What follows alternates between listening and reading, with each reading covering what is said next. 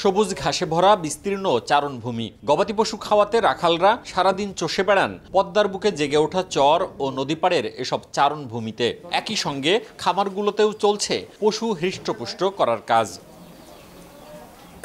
রাজশাহী অঞ্চলের বিভিন্ন এলাকার খামারে এখন ব্যস্ত খামারিরা। দু একদিনের মধ্যে কোরবানির পশুর হাট শুরু হওয়ায় শেষ মুহূর্তে নিজেদের গবাদি পশুর বাড়তি যত্ন নিচ্ছেন তারা। খাওয়ানো হচ্ছে প্রাকৃতিক খাবার। তবে হাটে ন্যায্য মূল্য নিশ্চিতে ভারত থেকে পশু চোরাচালান বন্ধে কঠোর ব্যবস্থা নেওয়ার দাবি সংশ্লিষ্টদের। ঘাস খড় এগুলো খাওয়ানোর জন্য চর্বি কম হয়, ছোট আকৃতির গরু, দামে কম, উন্নতি ভালো, এর জন্য আমাদের চরের গরুর চাহিদাটাও অনেক সংখ্যায়। বর্ডারের সীমান্তর গরু যদি না আসে তাহলে আমরা একটা ভালো প্রফিট পাবো। ইন্ডিয়া থেকে যদি গরু ঢুকে তাহলে আমরা খুব ক্ষতিগ্রস্তর মধ্যে পড়ে যাব। লালন পালন ও পশু শারীরিক সুস্থতার জন্য খামারিদের সব ধরনের সহায়তার কথা জানায় প্রাণী সম্পদ বিভাগ। এই মুহূর্তে আমাদের খুব মহামারী আকারে কোনো সংকট তেমন নাই।